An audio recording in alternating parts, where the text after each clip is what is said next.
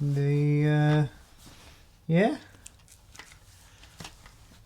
I'll wear it. How much are they? Oh, I could put a price on, can't I? Yeah, £57, please. For a pair of sweatpants. They're premium. Well, they say they're premium. I'll find out. God. What's it going to be, like a tenner or something? The cost alone to set up the embroidery was £10 Each? No, what? Oh, No. once it was £5 to embroider. Wow. Per item. Wow. This is nice. I like this. It's quite nice. It's tea. That tastes doesn't help, does it? It's apple tea. I bought something very similar in Turkey. Mm-hmm. Oh yeah, then that apple tea, you can get that on eBay. Oh, Slash Amazon. Kate bought me a bunch. I like it. You go in and it'll be I like did. 100 grams for, £1 or something. And you say, oh, I'll get that one. Mm. And then they will start filling a 5 kilogram bag up. And you go, oh, no, I just want like £1 worth. and then they give you the hard sell because they've already filled half the bag up. Like 5 Oh, so then they're like, yeah. right. Oh, I give you a good deal, It's like, yeah, no. And you end up coming away with... You bought a bunch of shirts from one of the guys, didn't you? I did. I've still got one. It's a Versace one. I still wear it from time to time. Legit. Yeah. He said he was. He said he was. Yeah. I still remember that. Yeah. It's a good bloke, Ahmed. I remember. Yeah, really, really sold it. It was £10 for a genuine Versace shirt. Bargain. Oh, it's lasted. When did we go to Turkey first? That would have been 2000. 2006? Before that. 2005? I was 15, 2005. Yeah, because I remember it was the one before Ibiza or the one just after Ibiza. Oh, is this Turkey with Mum and Dad? Oh, God. I still can picture the hotel, you know? Can you? Yeah. Turkey. I could draw you a picture of how the hotel was kind of laid out to a certain extent. Yeah, because we went to the market and that woman had been pickpocketed. Do you remember? I don't remember that, no. Yeah. She'd been pickpocketed. She was like panicking. I still picture her face. Old lady like holding her purse. No, she wasn't holding her purse. She'd been pickpocketed. She's holding up something to her face. Oh, I can't find mine. Oh no. Yeah, stuck with me. Funny things you remember.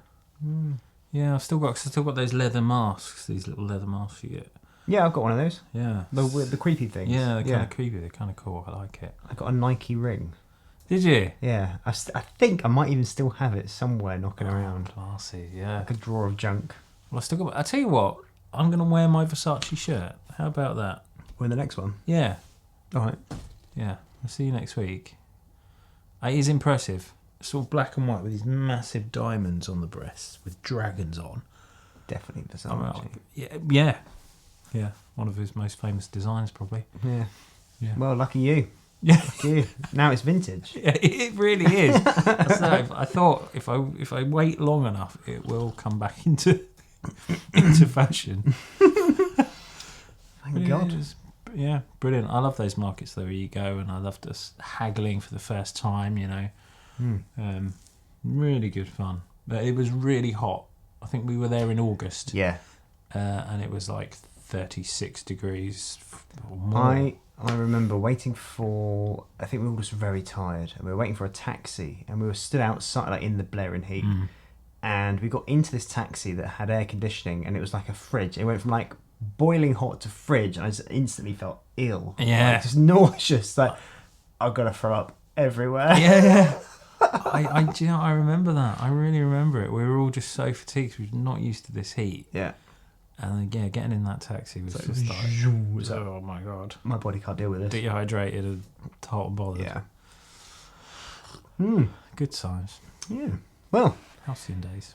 Let's officially start the Yeah. podcast. So, welcome to Gone. Welcome. Yeah, I was going to say the same. Welcome. Yeah, welcome. Welcome to the Still Wondering podcast, where myself and we haven't got this. We need to nail this at some point. We do. We'll get there. Yeah. Episode 200, I reckon. Yeah, I think so. So you're listening to the Still Wondering podcast with me, Matt, And me, Chris. And we are in our 30s, poking fun at being that age and still trying to figure things out. Because, that's what the 30s are all about. And I think the entire life is about figuring shit out and never being able to figure it out. Yeah. So that's what the podcast is about. Today we've got some topics, as usual, on the very sophisticated system of Post-it notes. Some random words on Post-its. Well, why not? Absolutely. I have to say, we had any emails in. I've set up the email today, yesterday. So if you have sent in your emails, you probably had them bounce back because the email didn't exist until yesterday. So that's now happened. Right, I better... We will get there. We will get there. Turn this monitor off so we're not distracted. Yeah. Well, I this is something I wanted to... I thought we might get on to last time, but I did want to ask you about it. And I feel like it's a subject which you kind of don't want to talk about because it's still quite fresh and it's consumed our lives for the last 2 and a bit years now, but it feels remiss not to talk about it and just pretend it didn't happen. So pandemic. Pandemic. Okay, yeah, you're right. That old chestnut. It needs to be addressed, doesn't it? I think so. I mean, are you pleased it happened at this stage in your life, or would you prefer it when you were a kid, or if you could pick when this thing was going to happen? That's a difficult question, only because it was reeling up to be the best year ever for business-wise. And that all got postponed and shifted. So I'm battling with that. And then also being in my 20s and trying to do anything else. I just don't know what I would have done. I don't know is the answer. I think I'm kind of happy it happened at this point in my life because 30s is that kind of transitional period anyway. You start introspective thinking and existential crisis and reflecting on stuff. And I think the pandemic progressed that quicker and kind of encouraged that. So it sort of forced me to think a little bit more. Am I happy what I'm doing and my lifestyle and my habits and where am I going with this whole thing? So I think I am quite pleased actually it happened at the time it did. Okay. Yeah, I think it came at a good time. What about you? 30 is a good age for a pandemic. Yeah. I'm going to be inclined to agree, I think. I hadn't given this any forethought at all. But just then I was thinking to myself, would it have been better if it happened when we were kids? But actually, I just think the impact on kids is going to be that much greater because it happens when they're kids. So the kids that are affected now, it's messed up their education to an extent.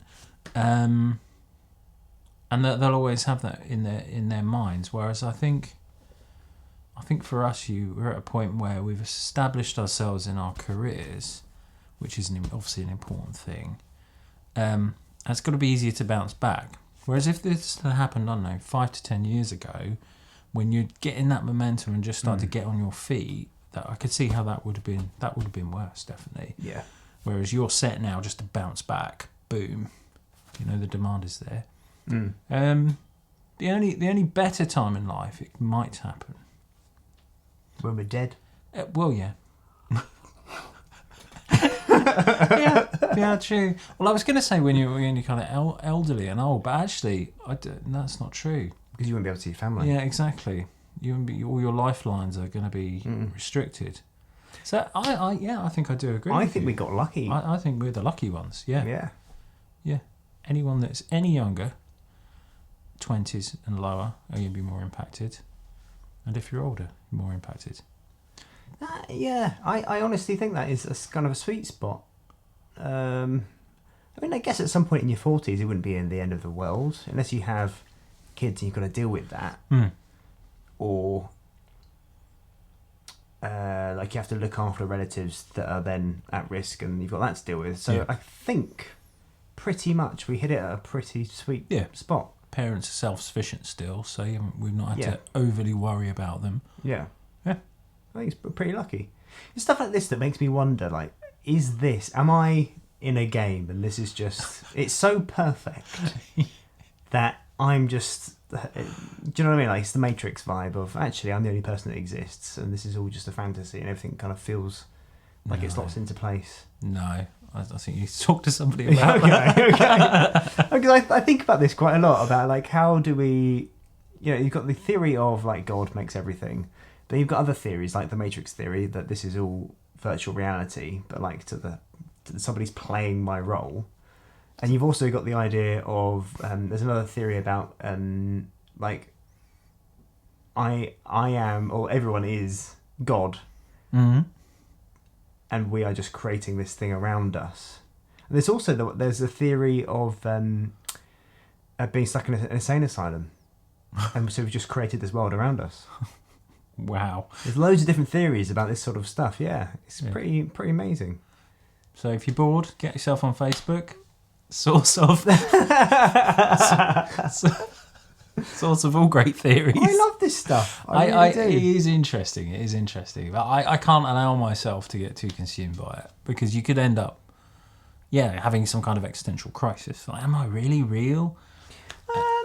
Well, if things still ticks by, so even if this is a simulation, it doesn't affect how I behave. I mean, to some extent, you could look at it and say, "Oh, this is just one big game." It kind of gives you a sense of freedom. So quite liberating to go, actually, well, yeah. Because think about it, the only person you care about really is you. No. No, but moving from day to day, you're not planning somebody else's life. You're planning your own life. Yeah. It's a massive narcissist. Yeah, that's right. You really go as yourself, right? Your ego's pushing me out of the frame here. But like your decisions and the things that you do only impact you. I mean, they impact other people, but do you know what I'm saying? I'm coming out of this. I'm keeping quiet. Sounding very bad. You get the shovel. You're doing great. You know, I'm a magician, a performer, so yeah, probably narcissistic. Yeah. But the decisions that you make, ultimately, you're in control of one thing, and that is your life. Yeah. Well, I definitely agree with that. You're the architect to a large extent of your own environment and your own things around you that you can control.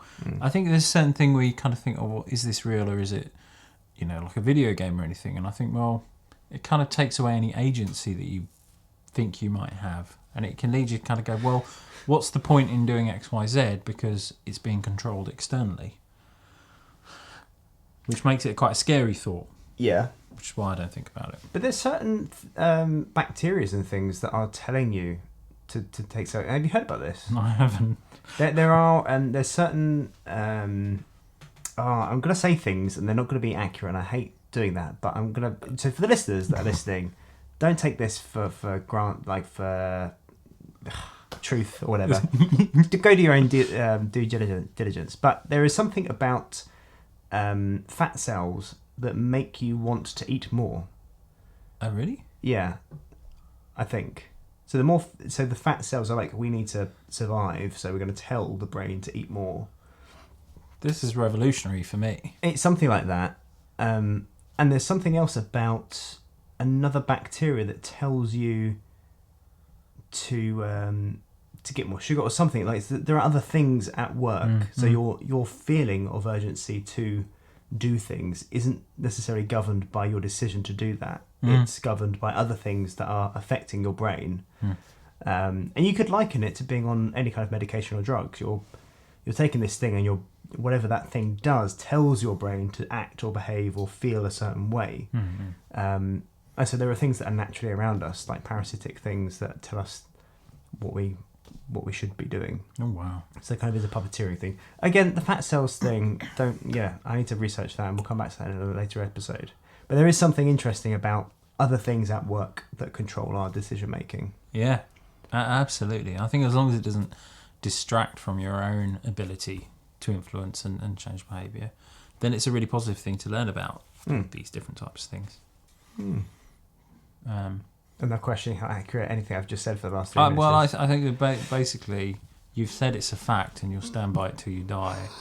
And I think it's up to people just to go to the comments section to just lampoon you. Just probably, but whatever. I've heard about these sorts of things. Just very vaguely, haven't read into it at all. So I get that these different theories exist. I remember there was one about the stomach having some kind of role to play. Has a role to play. It's almost as if it has its own kind of brain. It's not a brain, but it's some kind of brain acting upon you in a way which scientists never thought it did. They thought it was it was an organ like a passive that did its job, and that was the only job it did. Getting the food mashed up. But actually, there are different things going on there. It just kind of brought to the front of mind that whatever that thing is called, other things being control. Yeah, I found that sort of stuff fascinating. God, it's deep. Yeah, but back to the pandemic. Oh yeah, Yeah. that. Yeah. So where are we at the minute? We're at the minute we had the Omicron, which was quite scary at first. And I was actually quite worried about it because thinking, because I hadn't had my booster as well yet. I haven't had my booster yet either. Oh, you're not? Oh, because you had one of the variants. I haven't had it at all. No. Right. Got away with it so far. I need to go and get mine. I was quite worried, but then of course it transpired that actually Omicron wasn't as bad, which was good, and it seems to mark a change in the virus becoming less potent, which viruses do because they can't sustain killing everyone because then they don't survive, so they naturally get weaker. I like that. So they can stay in circulation like a lot of other viruses. So that's quite interesting. Oh, Alexa. I'll turn her off. Why do you do this to us? Okay, you're unplugged. Well, I'll turn that on you as well. There we go. So yeah, we've been very fortunate, and I'm massively sympathetic to anyone that's lost someone or been affected badly, like lost their job. It's had some really bad impacts. But for you and I feel like I've kept my job. Yeah, it's affected like the work I do has been affected massively, but I've still got it at the end of the day. Yeah, I think it's the entertainment industry got massively hit, but the government were there to help us out. So I got funding from the government, which helped out massively over that period. And that work is I lost a few bookings, but most of them transferred over to this year anyway. So, or the tail end of last year now. So I don't feel as if I've lost out a year of work, yes, but I kind of utilised that time off to kind of have that break, like a massive break and reflection, but also to try other projects and stuff. So the beginning of the first pandemic, or the first kind of lockdown period, I created the world's first digital wedding fair. Which was a remarkable, it was a success. It wasn't like a financial thing. It was more sort of a project to keep me and a number of other wedding suppliers kind of sane and with something to look forward to and do. Yeah. And I've done other bits and pieces over the whole pandemic period. Starting YouTube was one of them. God, I can't even think, but there are other things I've done. I took part in a live conference thing. I had to do a few talks for that, so I had to prepare for that. That was interesting. And yeah, I didn't just kind of laze around. There was a period of time where I lazed around for about 2 weeks. I did very little else but watch Netflix. Yeah. And at that point, I started feeling like, oh my God, I need to do something because I can't sustain this level of nothing. Yeah. Like purpose had left me. So yeah, I think getting through that was... I'm glad I got through that quite early on. I didn't kind of stick to that for months on end. Yeah, you never seemed sort of desperate at any point. There was never a point where it's like, oh, Matt's sort of spiralling in his own sort of sweat and tears or something. You seem to sort of bounce and get on with other stuff, which was really, really good. I mean, I remember at the time, because it's quite scary. I think we'll think back and we'll tell, I don't know, grandchildren or whoever that, yeah, it was time where you weren't allowed out of your house unless you had a very good reason. And it was weird, and the roads were really quiet. And I remember I was working from home, window by the road, and it just being spookily quiet, just no one around. And even though we're still quite close to those lockdowns in terms of time, it feels like a very long time ago already. So we're starting to create this sort of sense of history about, and a sense of recollection, I suppose, about what happened over the last couple of years. And it'll be interesting to see how these stories develop and get embellished. Yeah. And they were shooting people. Yep. The army were on the street. And, yeah. They took all our money away and we had to just eat beans. That's right. Yes. We ate somebody down the road. There was no other food, so we just became cannibals. It came at the perfect timing, didn't it? Because Amazon is there.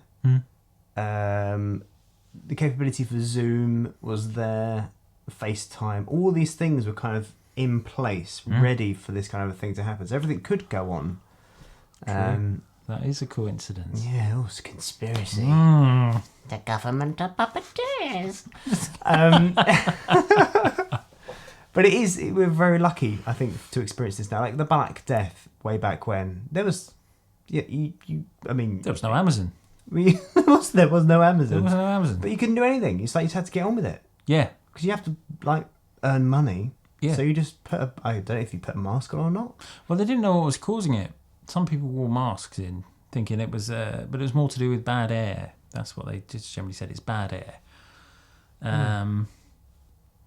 But yeah, if you had a rat near you, or that was what caused it, you'd be absolutely stuffed.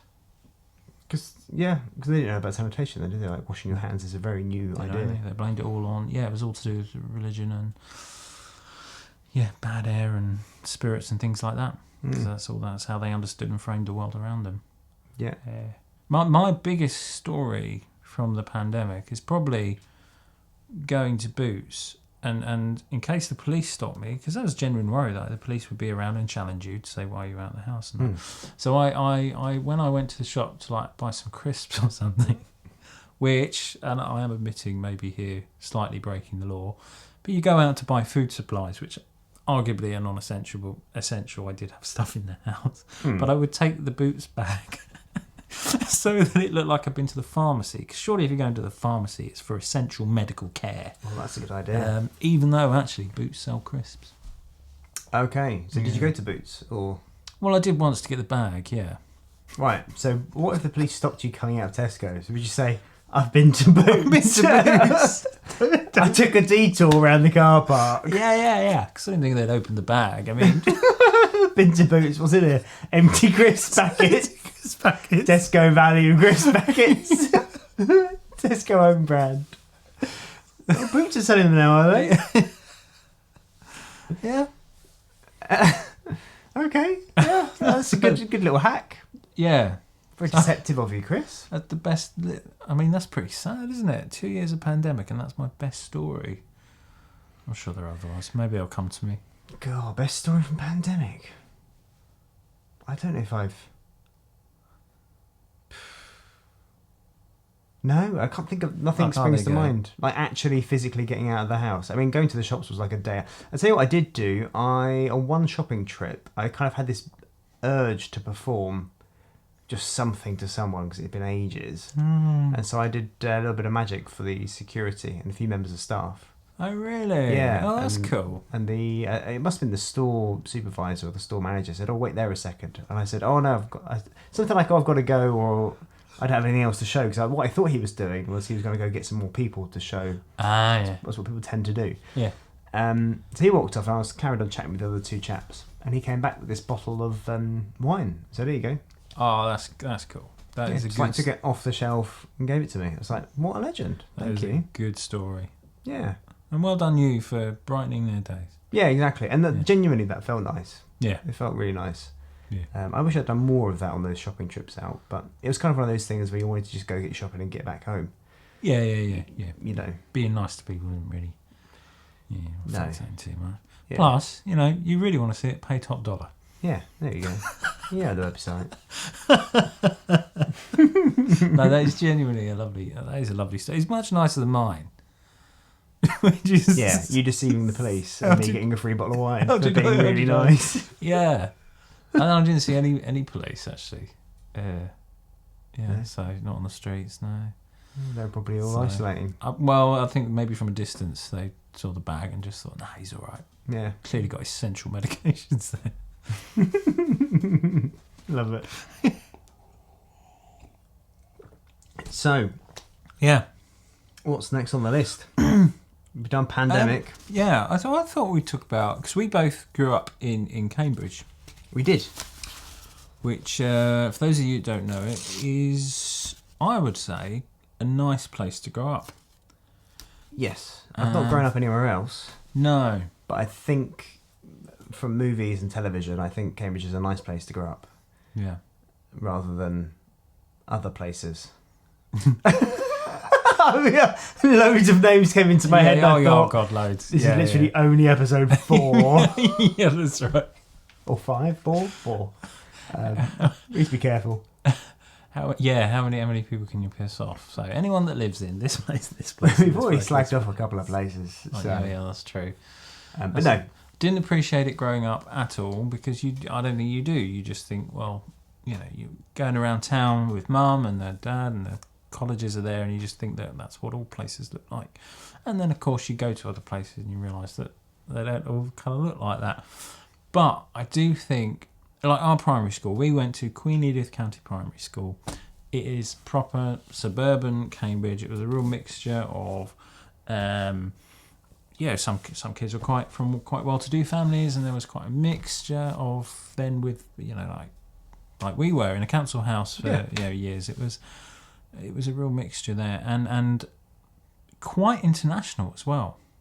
I think going back because you got the people that work at the hospital. Yeah. For example, so a lot of their kids, they're multinational kind of setting. So I think that kind of gave us a bit of a head start in having a reasonably good world view at least, because one of my best friends at school was a Japanese boy, for example, and I just think I probably learned more from that than I give myself credit for. Whereas if you don't grow up with those kind of different influences and finding out stuff from them, then you might not ever find it out, really. Yeah, and to add, to bolt onto that, we also, living in Cambridge, there's a huge international student market. That's a market, but in the context of what I'm about to say, that makes sense, because we used to have foreign students stay with us for long periods of time from all over the world, and we'd get a taste of that particular culture, and it was kind of fun. Looking back now, we probably learned quite a lot from those interactions with people that aren't from here, staying here for a period of time, and what they found interesting, what was like remarkable to them. I remember there's one. This was a lot later on when we were at the other house. When someone came home, I can't remember who it was. He said, "Oh my God, have you heard of the pound shop? Everything is a pound. It's amazing." We're like, "Yeah, that's the pound shop." But it was like groundbreaking for this person, because they're like, "Oh my God, I've never seen anything like it. Everything's a pound." And it's just funny to go, okay, so they don't have pound shops where you're from. Yeah. Wow. Yeah. But it's like when you go abroad and you see a CNA, for example, which existed in the UK for a long, long time and then just disappeared. But if you go abroad, you can still find a CNA. CNA? It's just a closed shop. Oh, okay. And not a very exciting one. Right. It's like if you go to Gibraltar, there's an early learning centre. Mm-hmm. I don't know if they exist in the UK anymore, but there's one in Gibraltar, which is like I've not seen it for ages. Yeah. I remember them. I still remember the logo as well. I used to get the dinosaurs from there. Oh, really? Yeah, it's the only reason I went into town with Mum. Well, that and I was too young to stay at home on my own. Fair enough. So I'd get a dinosaur from the early learning centre. Sweet. Winner. Yeah. Brilliant. Loved it. Yeah, we did. Mum has got a log of all the students that we ever had. Still? Yeah, she's got a book with them all written in. Oh my God. Which I never knew she had this. So last time I was over there, she got it out, and there's just dozens upon dozens of names. A lot of them I can't remember, if I'm honest, because they were like 1 week or 2 weeks. But there were a few names you go, oh, I remember her. Yeah, she was from Korea, and I remember she had a book that was pink with green on or something. Really random memories. Because a lot of the time we were in the bunk beds next door. Yep. And the dividing wall was not even a stud wall. I think it was more like a piece of cardboard with a bit of wallpaper on it. You're painting a very. When we say bunk beds, it looked nice. It was a mattress Dad found. Yeah, it wasn't quite that bad, but yeah, I don't think it was a proper stud wall. It was like a 1 layer thick. Yeah. And we must have been held to have been next to. Yes, I don't know. I mean, we argued a lot, but like brothers argue, not fallings out. Yeah. But yeah, it probably would have been a bit mental. I was a bit of a troublemaker. I think we were probably quite interesting. They always seem to enjoy themselves. I don't think we ever got like a bad. It's not like it is now. You probably like put a review somewhere. Like there was never any negative comeback. I don't think. No, but I think Mum and Dad were quite open to that as well. So having students, you kind of have to be open-minded anyway to other cultures and other people. And that probably rubbed off on us. And also being around people from other cultures and things gave us that kind of knowledge or experience and made us much more rounded, well-rounded people. I think so. Yeah, I've still got like a whole thing of like money, which is I remember us both being fascinated by. They'd show us their money, and some of it was colourful or different pictures and things, and they'd give us it, and we'd be like, "Oh my god, how much is this worth?" And it would be 10p, even though on the note it said like 10,000 whatever. It's like, yeah, it's 10p, but we didn't care because it was cool and it looked different, and they would teach us how to count to 10 or play football with us or volleyball or whatever. It was just really, really cool. Yeah, I enjoyed those years. Growing, sort of hanging around Gunhild Way, wasn't it, really, in Cambridge? It's that old estate. Yeah. I remember going out on my bike, hanging out with the local ruffians, causing trouble. Did you cause much trouble? I was more inclined to sort of stand back and watch if something bad was happening. Not that anything kind of terrible happened, but someone might climb on top of the garages to get a football, and you're not supposed to climb on top of the garage because it's dangerous. Yeah. Or knock door bunk. I remember that. Played that a few times. Yeah. See, I never did that. I don't remember. I was probably a bit too much of a wimp to go and do the knocking, but I'll do the running away. There's more braver kids. I remember Carl Harding was probably part of that gang that would probably be one of the door knockers. Yeah. He was a bit of a risk taker. Yeah. I wonder what he's doing now. His dad was fireman, wasn't he? Yeah. Yeah. I don't want to give too much information away on this. Oh, yeah, sorry. Podcast is going out globally. What number did he live at? Carl, if you ever happen to see this, we have nothing but the fondest memories. Well. I'm trying to smooth the waters here, Matt. But yeah, it was those moments of people. I don't know. I guess troublemaking is a bit of a strong word, but yeah, people get up to mischief. I got up to mischief when I was a kid. Tomfoolery. Yeah, sort of climbing over the school gates, playing the. See, I didn't. All that kind of stuff. I was such a good boy. Yeah. Yeah, I didn't do any of this. Don't break the rules. I wouldn't break the rules. I mean, maybe that's why I work in compliance now. Yeah, but it says that's a good point. It says there, don't do it. So why would I do it? It just doesn't compute. Yeah, somebobody's written it down, gone to the effort. Why would you break those rules? I'm like, yeah, they may have written them down, but I can ask for forgiveness, right? Because if you say you're sorry, you're all right. Yeah. See, I should have learned that from an early age, shouldn't I? Yeah. Do break the rules a bit, and then say you're sorry. Yeah. Yeah. See how far you can push it. How sturdy are these rules? Yeah. I think it served me quite well, actually, asking for forgiveness later. Yeah. People have probably thought I was cheeky or pushing it or whatever, but yeah, you were never obnoxious at all. No. You were just lively and but good spirited always, and you'd never hurt people or animals or anything like that. It was just minor indiscretions, I would say, or from what I knew anyway. Yeah, I think you're right. Yeah. Yeah, I don't think major. It just happened to be in groups of people that have been up to mischief, and I've sort of taken a step back and gone, okay, you're going to do that. But I know I'll get in trouble if I do that, because that's a little bit too far over the rules for me, so I'll watch. And this carried on to your teenage years, didn't it, a little bit? Yeah. Yeah.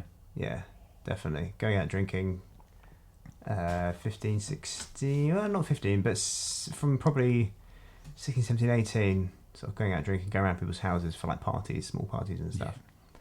They get up to mischief. But yeah. That's when I broke the rules. In fact, I seem to remember being about 19 or 20 and playing, what's that game where you just sort of hide and try and find each other? Not hide and seek. But there must have been about 10 or 15 of us, 19, 20-year-old. We'd had a drink and we just went out into this estate area and just hid from each other 20-year-olds. God, how we didn't end up getting the police called on us for the things. You just hid from each other? Yeah, we were just hiding from each other, yeah. But we were if you're all hiding, very then no one's ever adults. going to get found. No, there must have been somebody looking. I don't really remember. So it was hide and seek. We were probably inebriated. I don't think it was hide and seek. I can't remember. You remember I can't remember what it was. So I did get a bit naughty. Yeah. I'd say from the age of 15, yeah, like drinking and stuff. Mm-hmm. Yeah. But the drinking was always like safe drinking. Do you know what I mean? Like, you can have some friends around and you can have a drink, or you can have a couple of drinks. Or if I was going around with friends, I remember I used to have Malibu was by choice. If I was going to a house party, I'd take Malibu around. Yeah. Just because for the sugar, and I like sugar. So fair enough. yeah, and it was always kind of semi-controlled. It was over somebody's house where somebody's parents were probably there. Yeah, yeah. So yeah, it wasn't kind of out of control at all. But yeah, they were fun times. They were. House parties were the best, weren't they? Yeah. I used to love house parties. Yeah, and then, of course, when you're young, it doesn't really take very long to get drunk. So you just got like 4 cans of Fosters or something, and then that's it. Had a while of a time. Well, jumping around to music and whatnot. I still remember going around my friend Simon's house in his back room. A number of occasions we drank there, but there was one in particular where either 1 or 2 people were sick, and then that room I just associated with this sick smell. And I think that's always just stuck with me. It's this conservatory. It's just like, oh yeah, that's the room that stank of sick. Yeah, that wasn't good. I was at one once where somebody managed to break the toilet, like the bowl, the actual really? shatter the bowl. I had no idea how it happened, but we were all asked to leave. Because imagine if you were a parent, you got home, somebody's just broken your toilet. The toilet's broke. How have you done that? What have you been eating? What have you been eating? They must have just stuck their foot through it or something. I don't know. Crazy. Oh God. I'm just trying. All I can picture is just headbutting it. That's the only way. Because it's not going to happen any other way, is it? I don't know. Oh yeah, they God. must have doing something really, really weird. I remember we had a house party at home because parents relented eventually and let me have one. I must have been 13, 14 maybe. Oh no, the one I'm thinking of was actually a little bit later, maybe 15. And somebody smashed a bottle about 10 o'clock at night. And then that was it. Mum was out clearing everyone out because a bottle had got smashed. Really? Yeah. Oh, that's a bit harsh. And I think somebody was sick on the stairs. Oh, I remember that. Yeah. I totally remember that because it was your friend, female friend, forgotten her name. Oh, wasn't Sarah. Becky. But possibly not Becky. It was the other one that was really mature for her age. Red hair, possibly. Like, what was her name? Anyway, this isn't benefiting the listeners. Well, they might know But, if you know, right, in the comments. Yeah, if you know who it is, write in the comments. Or just guess. I can't remember her name. She had long hair. She used to smoke. That doesn't help, does it? We all smoke. Izzy? Oh, no, yeah. Izzy, Lizzie. Oh, there was a Lizzie, yeah. Lizzie. I don't know, but there was some. I remember seeing them clearing up the sick, and I was like, "Oh, like well done, you! You're like taking control of it and sort of offering to help." I think they were helping, possibly Mum or you. I don't know. I remember, but I remember that. Yeah, I do remember that. And they kicked everyone out. God, I totally forgot about that. Bloody hell! It was still fun though, and they were the talker because people would snog, and then that was the gossip for the Monday going back to school. Yeah. It's like, oh God, so and so got off with so and so. Yeah. And it was all so exciting. Yeah. Yeah. I miss those days. I know, it's so innocent as well. Yeah. This is being that age, is sort of from probably, I don't know, throughout sixth form. I think sixth form was some golden years. Like I retook my first year, so I was there for 3 years, and they were just golden, all of them. And I didn't do sixth form to study. I was just purely there for the social. It was, and it's actually one of the last times that you've got so many friends. I think for most people, unless you go to uni, you're kind of extending that experience further, and it gets a bit more wild, I suppose. But I never did that whole traditional university route. So yeah, the last time where you've just got more friends than you could possibly count was at sixth form. Yeah, I think. And then after that, it's just everything gets a bit smaller over time. Yeah, you stop caring about so many people. Yeah, and then slowly you just get down to sort of 2 hands, possibly 1 hand. Yeah, really lucky. Yeah. And you hold on to those really good friends, don't you? Yeah. And then That's it. You'll probably never let go of those few really good friends, but other people, peripheral people, important at the time, and you still sort of welcome them and meet up if they're about. But Yeah. they're not like the core friendship group. Yeah. Yeah, you're right. Oh. It's a good little session. I enjoyed that down memory lane. That was quite a reminiscent one, wasn't it? Nostalgic. That's the word. Well, I hope you've enjoyed this episode. Yeah. If you've been listening, then drop your comments down below and let us know. We're taking on board feedback at the moment, so do let us know whether you enjoyed this or didn't, all the bits you liked or didn't like. And you can email us at Q, that's the letter Q, at stillwondering.com, and that's wondering with an A. That's Q at stillwondering.com, wondering with an A. And we'll see you next time. Yeah. Cheerio. In a bit. Bye-bye. Good. Is it .com or .co.uk? .com. Yeah.